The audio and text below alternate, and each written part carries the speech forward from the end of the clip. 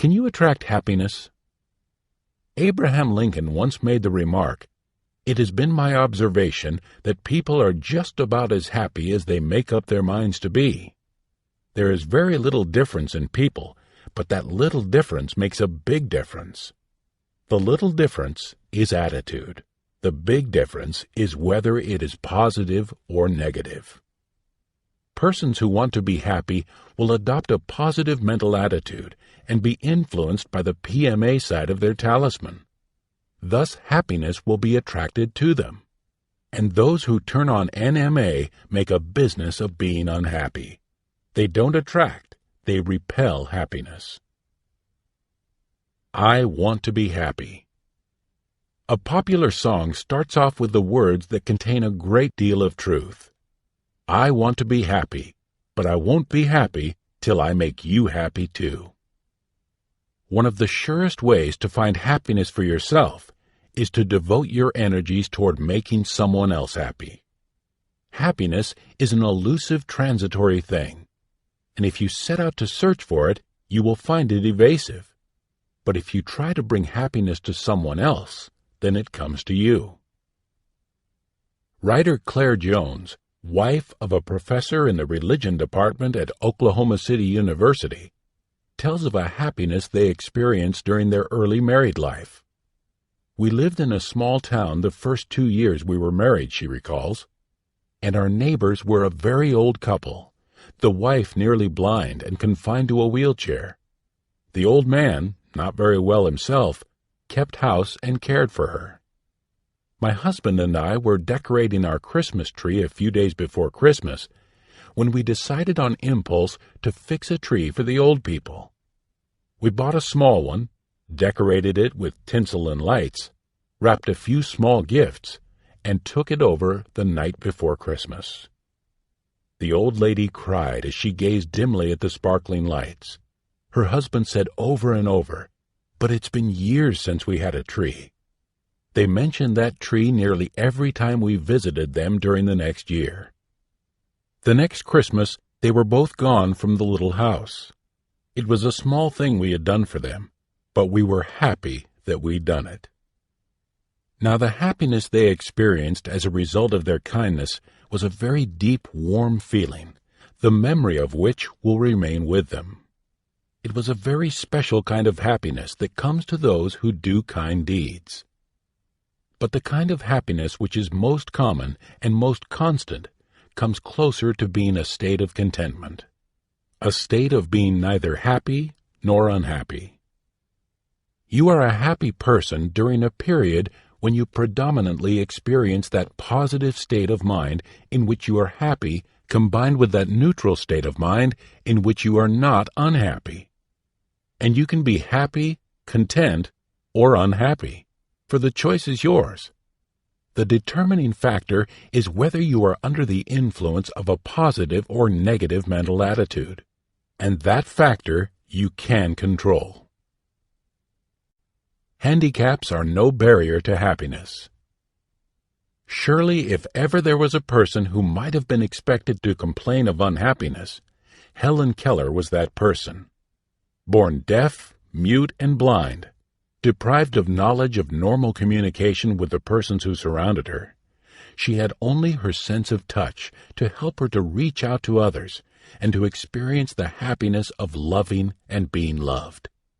But reach out she did, and through the aid of a devoted and brilliant teacher who in love reached out to Helen Keller, that deaf, mute, and blind little girl became a brilliant, joyful, happy woman. Miss Keller once wrote, "Anyone who out of the goodness of his heart speaks a helpful word, gives a cheering smile, or smooths over a rough place in another's path, knows that the delight he feels is so intimate a part of himself that he lives by it. The joy of surmounting obstacles which once seemed unremovable, and pushing the frontier of accomplishment further, what joy is there like unto it?" If those who seek happiness would stop one little minute and think, they would see that the delights they already experience are as countless as the grasses at their feet, or the dewdrops sparkling upon the morning flowers. Helen Keller counted her blessings and was profoundly grateful for them. Then she shared the wonder of these blessings with others and caused them to feel delight. Because she shared that which is good and desirable, she attracted unto herself more of that which is good and desirable. For the more you share, the more you will have. And if you share happiness with others, happiness will grow richer within you. But if you share misery and unhappiness, you will attract misery and unhappiness to yourself. And we all know of persons who are eternally having troubles, not problems or opportunities in disguise. Theirs are spelled Trouble. No matter what happens to them, it just isn't good. And this is because they are always sharing their troubles with others. Now there are many lonely people in this world who long for love and friendship but never seem to get it. Some repel that which they seek with NMA. Others curl up in their little corners and never venture out. They secretly hope that something good will come to them, but they do not share any of the good which they enjoy. They do not realize that when you withhold from others that which you have which is good and desirable, your own portion of the good and desirable diminishes.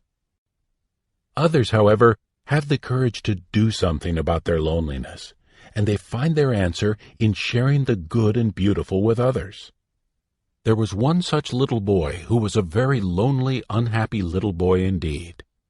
When he was born, his backbone was arched into a grotesque hump, and his left leg was crooked. Looking at the infant, the doctor assured the boy's father, "But he'll get along all right." The family was poor, and the baby's mother died before he was a year old.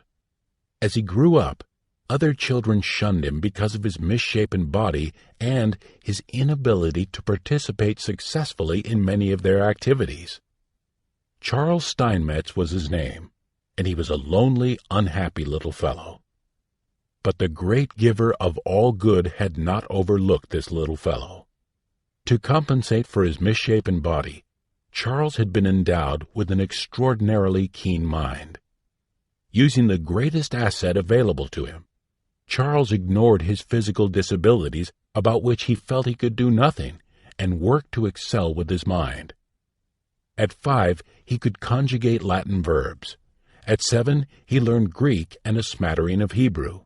At 8, he had a good understanding of algebra and geometry. When he went on to college, he excelled in all his studies. In fact, he was graduated with honors. He had carefully saved his pennies so he could rent a dress suit for the occasion. But with the inconsiderate cruelty that is so often characteristic of persons under the influence of NMA, the school authorities posted a notice on the bulletin board excusing Charles from the ceremonies. At long last, it occurred to Charles that instead of trying to force respect for himself from people by making them take notice of his mental capacities, he would cultivate their friendship. He would use his abilities not to attract notice and to satisfy his own ego, but for the furtherance of the good of mankind. To start his new way of life, he boarded a ship and came to America. Having reached this country, Charles Steinmetz began to look for a job. Several times he was rebuffed because of his appearance, but he finally landed a job with General Electric as a draftsman at $12 a week. In addition to his regular duties, he spent long hours in electrical research, and he endeavored to cultivate the friendship of his fellow employees by trying to share with them that which he had that was good and desirable. After some time, the chairman of the board of General Electric Company recognized the rare genius of this man and said to Charles, "Here is our entire plant. Do anything you want with it. Dream all day if you wish. We'll pay you for dreaming." Charles worked hard, long, and earnestly. During his lifetime, he patented more than 200 electrical inventions and wrote many books and papers on problems of electrical theory and engineering. He knew the satisfaction of a job well done, and he also knew the satisfaction of making contributions which went far to make this world a better place to live in. He accumulated wealth and acquired a lovely home which he shared with a young couple he knew. Thus Steinmetz experienced the happiness of a full and useful life. Happiness begins at home. The greater part of the life of each of us is spent in our homes with our families. And unfortunately, that dwelling, which should be a haven of love, happiness, and security, too often turns into an antagonistic place where the members do not enjoy happy and harmonious relationships. Problems in the home can arise for many reasons. In one of our PMA Science of Success classes, a very gifted, aggressive young man of about 24 was asked, "Have you a problem?" "Yes," he replied. "My mother. In fact, I have decided to leave home this weekend." When the student was asked to discuss his problem, it became evident that the relationship between him and his mother was not harmonious. It was apparent to the instructor that her aggressive, dominant personality was similar to his. The class was informed that the personality of an individual can be compared to the powers of a magnet. When two like powers are in line and push or pull in the same direction, they are drawn to each other by attraction. When the powers are opposed to each other, they resist and repel one another.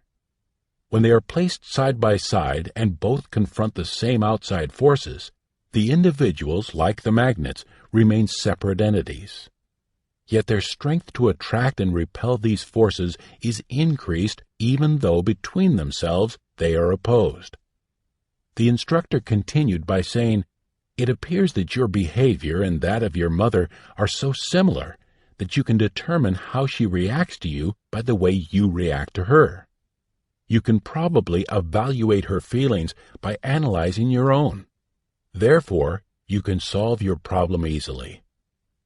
When two forceful personalities are opposed, and it is desirable that they live together in harmony, at least one must use the power of PMA. Here's your specific assignment for this week.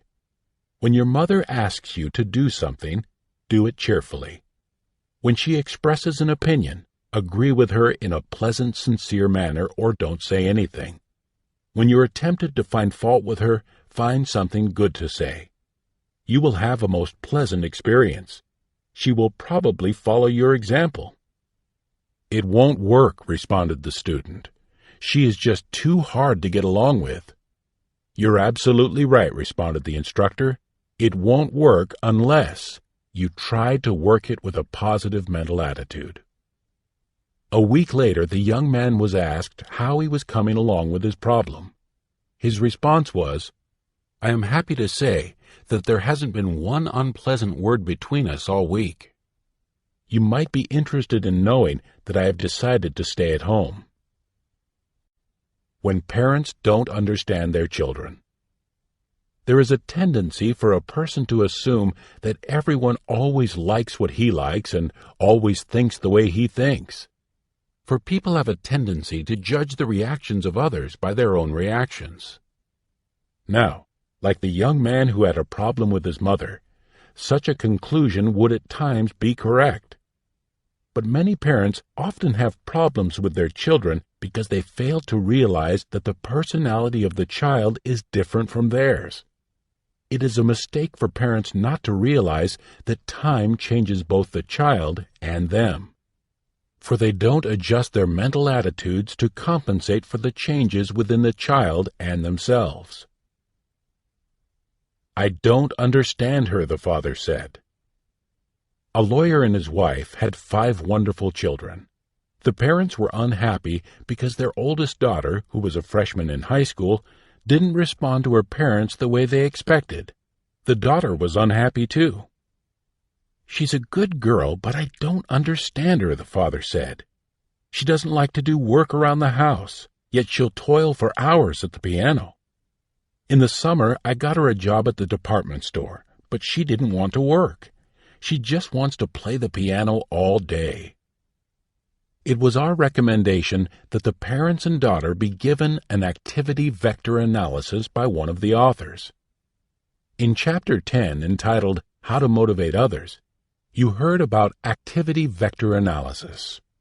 These results were very revealing. We found that the girl possessed ambitions, energies, and traits so far beyond either of the parents that it would be difficult for them to comprehend her reactions to them until they understood that each person is different.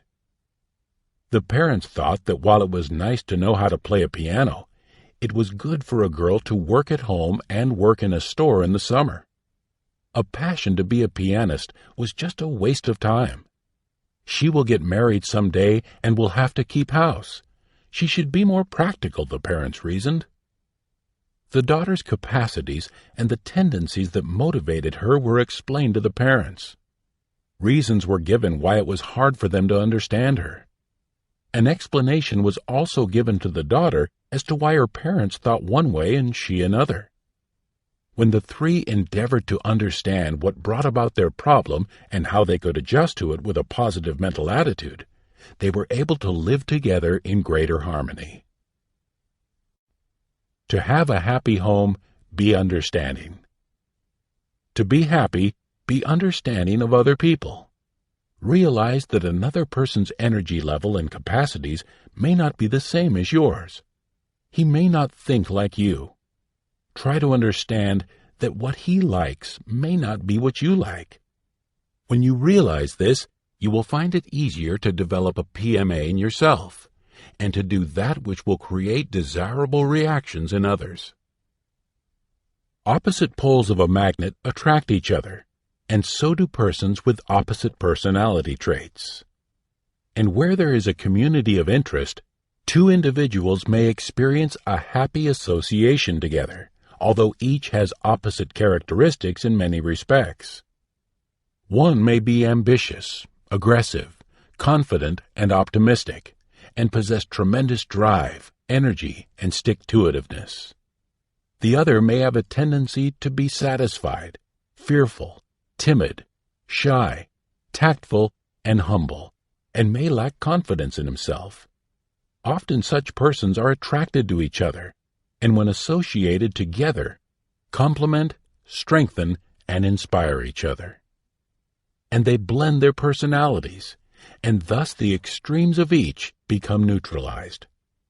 What would grow into rigidity on the part of one and frustration on the part of the other is thus avoided. Would you be happy and inspired if you were married to a person whose personality was exactly like yours? Be truthful with yourself. The answer would probably be no. Children, too, can be taught to be understanding and to be appreciative of all that their parents do for them. Much unhappiness is caused in homes because the children do not appreciate and understand their parents. But whose fault is it? The child's or the parents', or both? Some time ago, we had an appointment with the president of a large and successful organization. His name has appeared in a favorable light in every large newspaper in the country for the good work he did while holding public office. Yet on the day we saw him, he was most unhappy. "No one likes me. Even my children hate me. Why is this?" he asked. Actually, this man is a person of good intent. He gave his children everything that money would buy. He deliberately kept them from the needs that forced him as a child to gain the strength he developed as a man. He tried to protect them from those things in life that to him were not beautiful. He eliminated the necessity for them to struggle as he had had to struggle. He never asked or expected appreciation from his sons and daughters when they were children, and he never got it. Yet he assumed that they understood him without endeavoring to find out. Things would have been different had he taught his children to be appreciative and to gain strength by at least partially fighting their own battles. He experienced happiness in making them happy without teaching them to be happy by making others happy. Therefore, they made him unhappy. Perhaps if he had confided in them when they were growing up and told of the struggles he had endured for their benefit, they might have been more understanding. But there is no need for this man or anyone in a like situation to remain unhappy. He can turn up the PMA side of his talisman and try earnestly to make himself known to and understood by his dear ones. And he can take the time to show that he loves them by sharing himself instead of just giving them those material things with which his wealth can supply them. If he shares himself as liberally as he shared his money with them, he will experience the rich reward of having them return love and understanding to him. Of course, this man had meant well. He had the right intent toward his children and toward others, but he had not been sensitive to their reactions. He had simply assumed that they would understand, and he had not taken the time to help them to do so. Now, this man could help himself by reading inspirational books. We recommended several, including How to Win Friends and Influence People, and we told him that his children were people. Attract and repel through verbal communications. Regardless of who you are a wonderful person. Yet certain individuals may not think so. If you feel that they react unfavorably with unwarranted antagonism to the many things you say and do, you can do something about it. They are just as human as you are. You have the power to attract and repel. You can use this power wisely to attract the right friends and repel those who have an undesirable or injurious influence on you. With a negative mental attitude, you are apt automatically to repel the good things in life and attract the undesirable, including the wrong kind of friends. Undesirable reactions on the part of others may be due to what you say and how you say it, or because of your true inner feelings and attitudes. The voice, like music, is often a reflection of the mood, attitude, and hidden thoughts of the mind. It may be just as difficult for you to realize that the fault lies with you as it is for you to take the initiative and correct yourself when you realize the fault does at times lie with you. But you can do it. You can learn from a good salesman, for he is forced to train himself to be sensitive to the reactions of prospective customers and do something about it. The customer is always right attitude of successful merchants is a most difficult attitude for some individuals to adopt, yet it gets results. If you would endeavor to make your relatives happy with the same positive mental attitude that a salesman uses to sell his merchandise to prospective customers, your home and social life would become a more happy and successful one. That is, if you have a problem of personality conflict at home. If your feelings are frequently hurt because of what people say or how they say it, it is quite likely that you yourself are frequently guilty of offending others by what you say or how you say it. Try to determine the true reasons for your reactions of hurt feelings, and then avoid causing the same reactions in others. If gossip offends you, you can assume that you shouldn't gossip or you will offend others. If you find someone's tone of voice and attitude toward you objectionable, avoid offending others by speaking or acting in the same manner.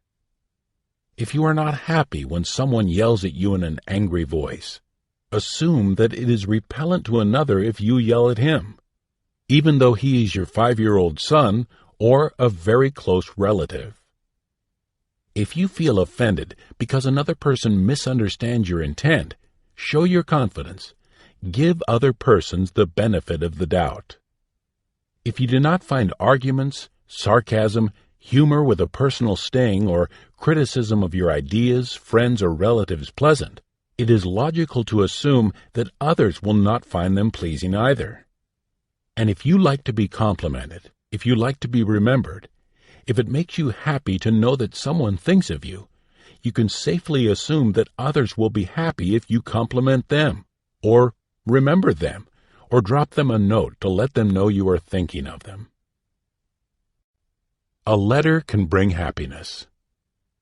Absence makes the heart grow fonder, if letters are exchanged. For many, a marriage has taken place because love grew stronger through absence. Poetry, imagination, romance, idealism, ecstasy develop warmth and understanding through the exchange of letters. Each individual can express thoughts that might never be expressed if the written word is not used as the medium.